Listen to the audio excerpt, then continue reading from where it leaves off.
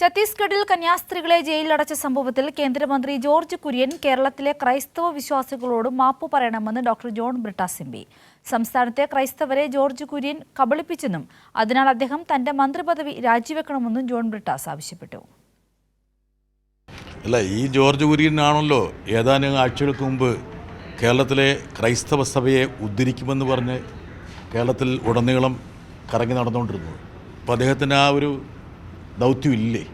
അദ്ദേഹം ഇപ്പോൾ ഈ കന്യാസ്ത്രീകളുടെ കാര്യത്തിൽ അവരെ ജാമ്യത്തിലെടുക്കാൻ ആരും പോയില്ല എന്നുള്ള വിവരത്തിനപ്പുറത്ത് അദ്ദേഹം എന്താ ചെയ്തത്? അദ്ദേഹത്തിൻ്റെ ഭാഗത്തു നിന്ന് എന്തെങ്കിലും ചെയ്തു? അദ്ദേഹം ന്യൂനപക്ഷ കമ്മീഷനിലെ അംഗമായിരുന്നു. അദ്ദേഹം എന്താ ചെയ്തിരിക്കുന്നത്? ജോർജ് കുര്യൻ യഥാർത്ഥത്തിൽ കേരളത്തിലെ ക്രൈസ്തവ സമൂഹത്തോട് മാപ്പ് പറയുകയാണ് ചെയ്യേണ്ടത്. കഴിഞ്ഞ കുറേ കാലമായി ജോർജ് കുര്യനും സഹപ്രവർത്തകരും കേരളത്തിലെ ക്രൈസ്തവരെ കബളിപ്പിക്കുന്നു എന്നുള്ളത് ഇന്ന് ലോകം മുഴുവൻ അറിയുന്ന ഒരു വസ്തുതയായി മാറി. പക്ഷേ ഈ ക്രൈസ്തവരെ പാട്ടിലാക്കാൻ വേണ്ടിയുള്ള BJPയുടെ ഗൂഢപദ്ധതിയുടെ ഏറ്റവും പ്രധാനപ്പെട്ട ഗുണഭോക്താവായ ജോർജ് കുര്യൻ ഈ കന്യാസ്ത്രീകൾക്കെതിരെ രംഗത്ത് വന്നു എന്നുള്ളതാണ് ഏറ്റവും ഹൃദയഭേദകമായ കാര്യം. അതായത് ക്രൈസ്തവ സഭയെ മുൻനിർത്തിക്കൊണ്ട് കിട്ടിയ മന്ത്രിപ്പണിയാണത്.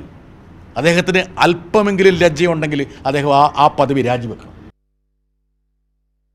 സ്വാതിയുണ്ട് വിശദാംശങ്ങളുമായി. സ്വാതി, വളരെ കൃത്യമായ രീതിയിലൊരു പ്രതികരണമാണ് ജോൺ ബ്രിട്ടാസ് എം പിയുടെ ഭാഗത്തു നിന്നും ഉണ്ടായിരിക്കുന്നത്. കേരളത്തിലെ ഓരോ ക്രൈസ്തവരും ചിന്തിക്കുന്ന ഒരു പോയിന്റ് കൂടിയാണിത്. കാരണം ഇന്ന് രാജ്യത്ത് BJPയുടെ അല്ലെങ്കിൽ RSSന്റെ സംഘപരിവാറിൻ്റെ ഈ ഒരു വർഗീയത അവർ വളരെ കൃത്യമായ രീതിയിൽ സേവന തൽപരരായ കന്യാസ്ത്രീകളെ പോലും ഇലയാക്കിക്കൊണ്ട് നടപ്പിലാക്കുന്ന ഒരു സാഹചര്യത്തിലാണ് ജോർജ് കുര്യനെ പോലുള്ള ഒരാൾ യാതൊരു തരത്തിലുള്ള പ്രതികരണത്തിനും തയ്യാറാവാതിരിക്കുന്നത്. കൂടുതൽ വിശദാംശങ്ങൾ. ഛത്തീസ്ഗഡിലെ കന്യാസ്ത്രീകളുടെ അറസ്റ്റുമായി ബന്ധപ്പെട്ട വലിയ വിമർശനങ്ങളാണ് ഇതിനോടകം ഉയരുന്നത്. ഈ വിഷയവുമായി ബന്ധപ്പെട്ട് കേന്ദ്രമന്ത്രി സുരേഷ് ഗോപിക്കെതിരെ ആഞ്ഞടിച്ചുകൊണ്ടാണ് ഇപ്പോൾ ജോൺ ബ്രിട്ടാസ് എം പി രംഗത്ത് വന്നിട്ടുള്ളത്. ഈ മാതാവിന് കിരീടവുമായി കേരളത്തിൽ എത്തിയേക്കാമെന്നും എന്നാൽ ഈ വിഷയത്തിൽ സുരേഷ് ഗോപി മിണ്ടാതായി എന്നും ഉള്ള കാര്യം അദ്ദേഹം ചൂണ്ടിക്കാണിച്ചു. അതോടൊപ്പം തന്നെയാണ് ഈ ജോർജ് കുര്യന്റെ കാര്യത്തിലും അദ്ദേഹം നടത്തിയിട്ടുള്ള വിമർശനം. ജോർജ് കുര്യന്റേത് ഒരു മന്ത്രിസ്ഥാനം നിലനിർത്താനുള്ള ഗതികേടാണെന്നും കേരളത്തിലെ ക്രൈസ്തവരെ ജോർജ് കുര്യനും മറ്റുള്ളവരും ചേർന്ന് പറ്റിക്കുകയാണെന്നും അദ്ദേഹം മാധ്യമപ്രവർത്തകരോട് പ്രതികരിക്കവേ ചൂണ്ടിക്കാണിച്ചിട്ടുണ്ട്. കത്തോലിക്ക സഭയെ മുൻനിർത്തിക്കൊണ്ട് മന്ത്രിസ്ഥാനത്തേക്ക് എത്തിയ വ്യക്തിയാണ് ജോർജ് കുര്യൻ.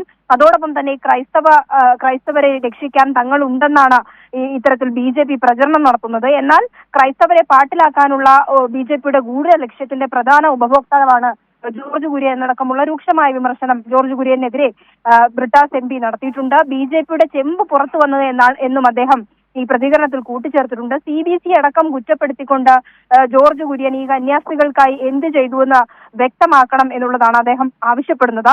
ക്രൈസ്തവ സമൂഹത്തോട് ജോർജ് കുര്യൻ മാപ്പ് പറയണമെന്നും ബ്രിട്ടാസ് MP എന്തായാലും ആവശ്യപ്പെട്ടിട്ടുണ്ട്.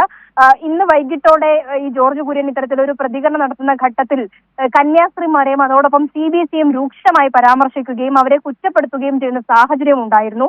അതോടൊപ്പം തന്നെ CBC ഉൾപ്പെടെയുള്ളവർ പറഞ്ഞത് ജോർജ് കുര്യനെ പോലുള്ള അല്ലെങ്കിൽ ന്യൂനപക്ഷ മന്ത്രിയായിരിക്കെ തന്നെ മൈനോറിറ്റീസ് വിഭാഗം കൈകാര്യം ചെയ്തിട്ട് പോലും അദ്ദേഹം ഈ വിഷയത്തിൽ ഒരു നിലപാടും സ്വീകരിച്ചിട്ടില്ല, അല്ലെങ്കിൽ ഒന്ന് ഇടപെടാൻ പോലും തയ്യാറായിട്ടില്ല എന്നുള്ള രൂക്ഷ വിമർശനം CBC നടത്തിയിരുന്നു.